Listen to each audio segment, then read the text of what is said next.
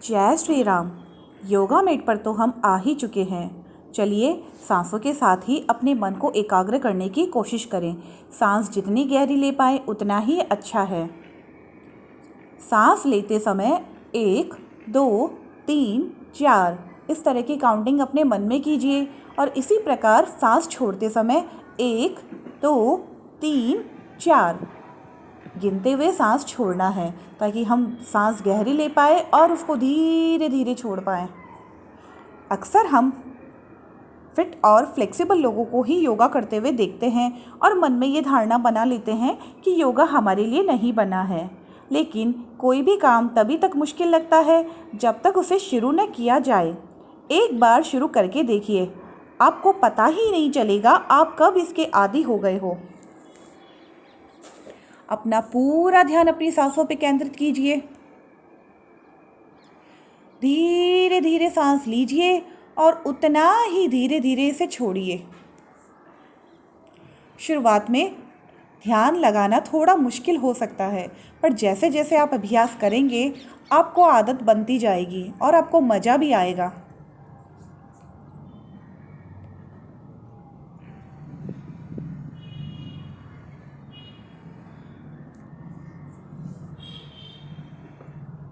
अब अपने हाथ को अपनी छाती के पास लाइए।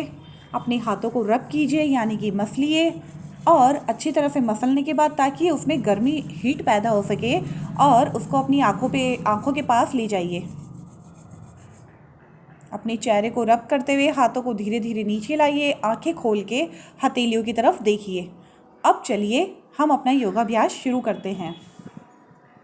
सबसे पहले सांस भरते हुए ऊपर की ओर देखना है। हमारी गर्दन को हमें स्ट्रेच देना है और सांस छोड़ते हुए नीचे की तरफ देखना है। अगर आपको डबल चिन की प्रॉब्लम है तो भी उसके लिए ये फ़ायदेमंद है।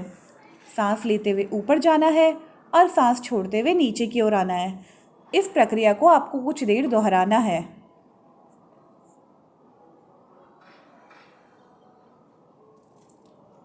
इनहेल के साथ ऊपर जाइए और एक्सहेल के साथ नीचे आइए। इससे आपकी गर्दन को एक अच्छा स्ट्रेच मिलेगा। अगर सर्वाइकल की प्रॉब्लम है तो उसके लिए भी ये काफ़ी राहतमंद है। अब हम सांस भरते हुए अपनी गर्दन को दाईं तरफ झुका लेंगे और दाएं हाथ को अपने कान के पास लेके आएंगे और बाएं हाथ को थोड़ा दूर ले जाएंगे ज़मीन पे रखते हुए, ताकि हमें अपनी गर्दन में अच्छा सा खिंचाव महसूस हो।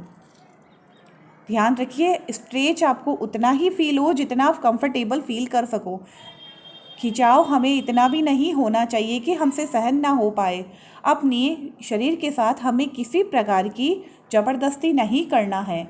आराम आराम से हो सके उतना ही करना है। अगर आप शुरुआत में इसे पहली बार कर रहे हो तो अपने हाथों को आप ज़मीन पे टच ना भी करो तो भी चलेगा। धीरे धीरे जैसे जैसे आप करते जाओगे आपको खुद को फील होगा कि आप कंफर्टेबल फील कर रहे हो तो आप अपने हाथ को ज़मीन पे रख सकते हो। अब इसी प्रक्रिया को हम दूसरी तरफ दोहराएंगे। जब हम इस पोजीशन में अपने आप को रोक कर रखते हैं तो हमें एक बात का ध्यान रखना है, हमें सांस लेना और छोड़ना नहीं भूलना है। जितनी गहरी सांस लो और उतनी ही गहरी सांस को छोड़िए धीरे धीरे।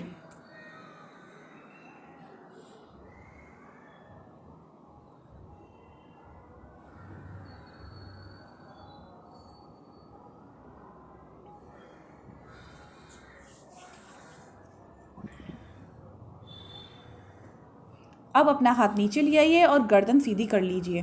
इनहेल यानी कि सांस भरते हुए हाथ ऊपर ले जाइए और सांस छोड़ते हुए यानी कि एक्सहेल करते हुए नीचे आइए। सांस भरते हुए ऊपर जाइए और सांस छोड़ते हुए नीचे आइए। एक बार फिर से ऊपर जाइए सांस भरते हुए। इस बार हम सीधे हाथ को दाहिने मतलब बाएं घुटने पर रखेंगे और पीछे की ओर मुड़ेंगे। अपनी दृष्टि यानी कि अपनी नज़र को पीछे की तरफ ले जाना है जिससे कि हमारी कमर को एक अच्छा सा ट्विस्ट मिल सके। अगर आपकी कमर में अक्सर दर्द रहता है तो ये आपके लिए बहुत ही असरकारक है।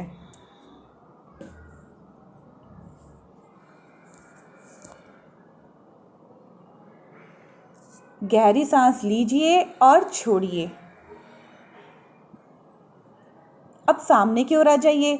एक बार फिर से सांस भरते हुए ऊपर की ओर जाना है और सांस छोड़ते हुए नीचे की ओर। सांस भरते हुए ऊपर जाइए, छोड़ते हुए नीचे की तरफ। अब लास्ट बार सांस भरते हुए ऊपर आइए। इस बार हम अपने बाएं हाथ को दाहिने घुटने पर रखेंगे और एक बार फिर से पीछे की ओर देखेंगे।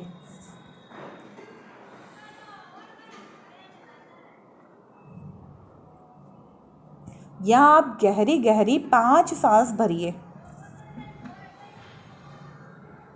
यानी कि 5 बार इनहेल करना है और 5 बार एक्सहेल करना है।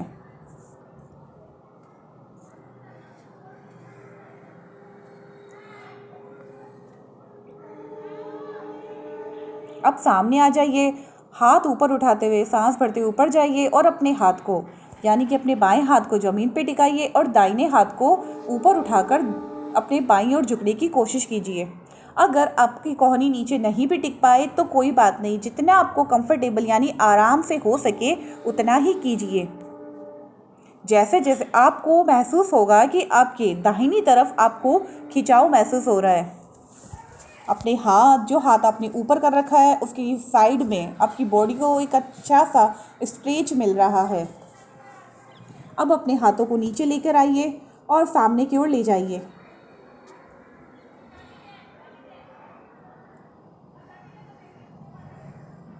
कुछ देर इसी पोजीशन में रहिए और सांस लीजिए और छोड़िए।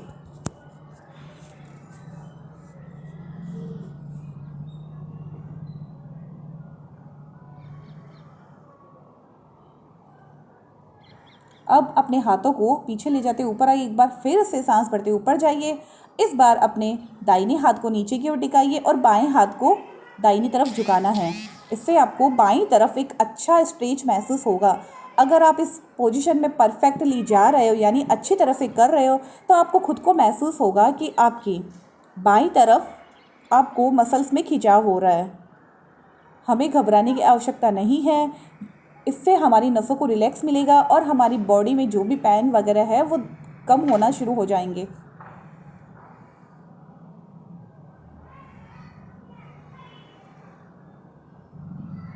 अपने हाथों को आगे की ओर लेते आइए और फिर से इस पोजीशन में कुछ देर रुकिए।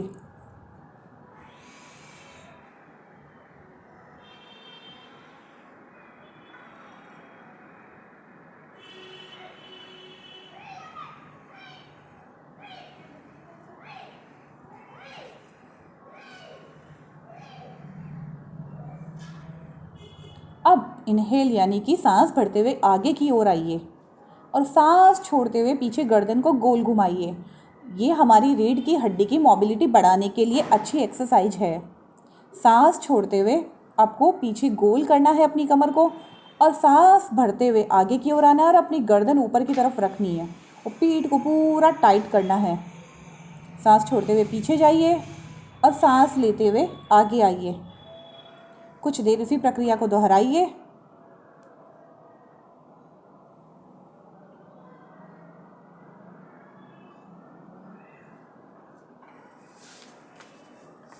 अब हम घुटनों के बल आके हमारे दोनों पैरों के अंगूठे को आपस में टच करेंगे। इस पोजीशन में बैठ के धीरे धीरे अपने हाथों को आगे ले जाएंगे। आप इस पोजीशन में चाहे जितनी देर यानी कि 30 सेकंड के बाद 1 मिनट 2 मिनट लगभग 5 मिनट तक इस पोजीशन में रह सकते हो।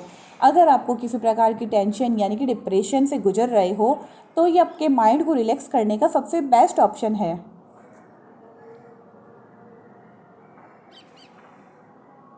यह आसन आपके माइंड को शांति प्रदान करता है। इसको करने के बाद आप एकदम रिलैक्स फील करते हो। गहरी सांस लीजिए और छोड़िए। अब अपने घुटनों के बल आ जाइए और सांस भरते हुए हमें ऊपर की तरफ जाना है और सांस छोड़ते हुए नीचे की ओर, यानी कि हम कैट काउ पोजीशन कर रहे हैं। ये वही पोजीशन है जो अभी हम बैठे बैठे कर रहे थे। अब आपको इस देखने पे पता चल रहा है कि इससे हमारी रीढ़ की हड्डी पे किस प्रकार असर हो रहा है। यह हमारी रीढ़ की हड्डी की जो लचक है उसे बढ़ाता है और हमारी कमर में किसी प्रकार का दर्द है तो उसे कम करता है। सांस भरते हुए ऊपर जाना है और सांस छोड़ते हुए नीचे आना है। आप किसी भी प्रकार का वर्कआउट करते हो, जिम, योगा, कार्डियो कुछ भी करते हो, आपको इसे डेली अपनी लाइफ में शामिल करना है, जिससे कि आपको कमर में किसी प्रकार का कोई टेंशन ना हो। अब अपना सीधा हाथ ऊपर उठाते हुए उसे बाएं हाथ के बीच में से नीचे से निकालते हुए अपना बायां हाथ आगे ले जाएंगे और नीचे झुकेंगे और छत की ओर यानी कि ऊपर की ओर देखने की कोशिश करेंगे। ये एक्सरसाइज कमर के लिए बहुत ही फ़ायदेमंद है। आज का पूरा वर्कआउट यानी योगा सेशन जो है वो कमर पर ही आधारित है। अगर आपको कमर में किसी प्रकार का दर्द है तो ये वीडियो आपके लिए बहुत ही उपयोगी है। आप इसे कुछ दिनों तक लगातार कीजिए और आपको खुद को बेहतर लगने लगेगा। शुरुआत में आपसे जितना हो पा रहा हो आप उतना ही कीजिए। अपने शरीर के साथ किसी प्रकार की ज़बरदस्ती ना करें। अब अपने हाथ को ऊपर उठाया, फिर दूसरे हाथ को सांस भरते हुए ऊपर लीजिए और सांस छोड़ते हुए सीधे हाथ के बीच में से निकालिए और सीधे हाथ को आगे ले जाएंगे। योगा में कभी भी अपने शरीर के साथ ज़बरदस्ती करना नहीं है। आप आराम से जितना जो कर पाएँ उतना ही कीजिए। कोई भी एक ही दिन में परफेक्ट नहीं बनता, तो वो कोशिश आप भी मत कीजिएगा। धीरे धीरे करने से ही सब कुछ होगा।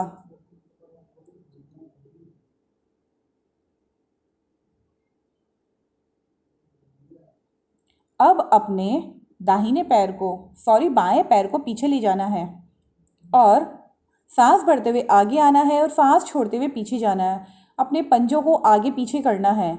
जब आप इस प्रकार की एक्सरसाइज करते हो तो इससे आपके काफ मसल को एक अच्छा स्ट्रेच मिलता है, लेकिन उसके लिए आपको इसे सही तरीके से करना ज़रूरी है।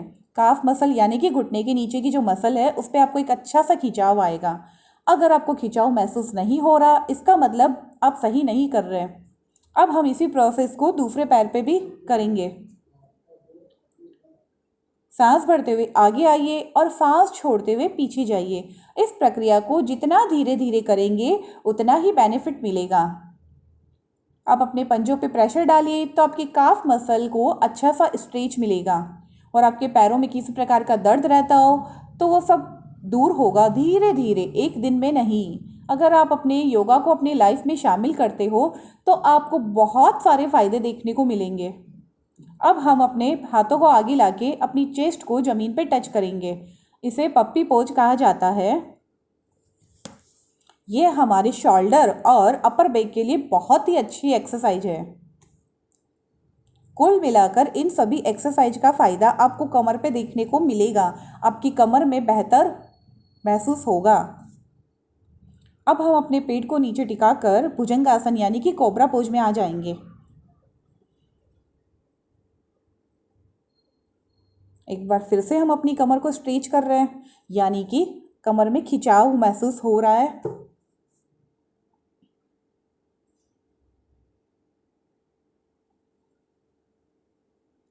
Deep inhale and deep exhale, ये मत भूलिएगा। अब हम डाउनवर्ड डॉग पोजीशन में आएंगे।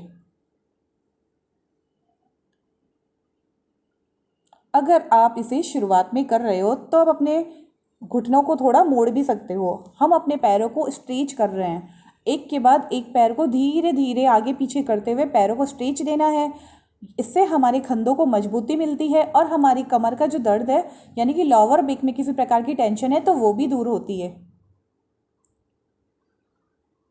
अब हम अपने दाहिने पैर को ऊपर उठाएंगे, जितना ऊपर इजीली उठा सको। फिर उसको आगे लाते हुए अपने घुटनों के पास लाके उसे इस पोजीशन में बैठेंगे यानी कि पिजन पोज में। फिर उसके बाद धीरे धीरे आगे जाएंगे और अपने आप को ज़मीन से अपने माथे को टच करेंगे। अगर नहीं कर पाओ तो कोई बात नहीं, कंफर्टेबल जितना जा पाओ उतना ही अच्छा है। आई एम नॉट फिट, मैं फिट नहीं हूँ, लेकिन मुझे फिट होने की कोशिश करना नहीं छोड़ना है। आपको अपने साथ ये सोच अपनानी ही होगी, तभी आपको बेहतर रिजल्ट मिलेंगे।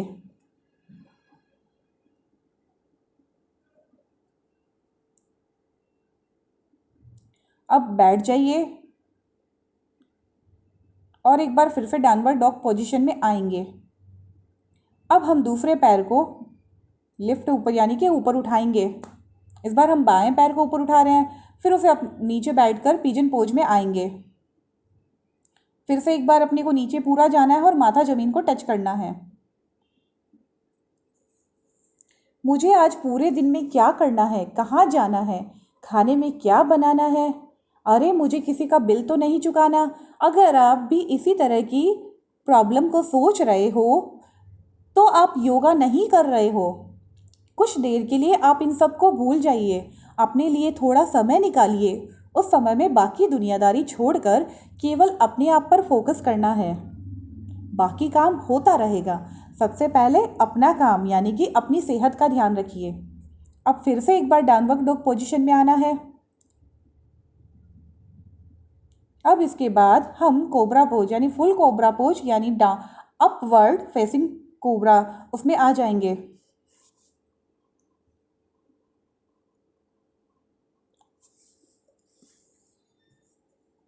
अब हम बालासन में आए हैं। इसके बाद हम पीठ के बल जमीन पे लेट जाएंगे यानी कि अपनी योगा मैट पर। जिस प्रकार हम बैठे बैठे तितली आसन करते हैं उसी पोजीशन में हमें लेटे हुए आना है।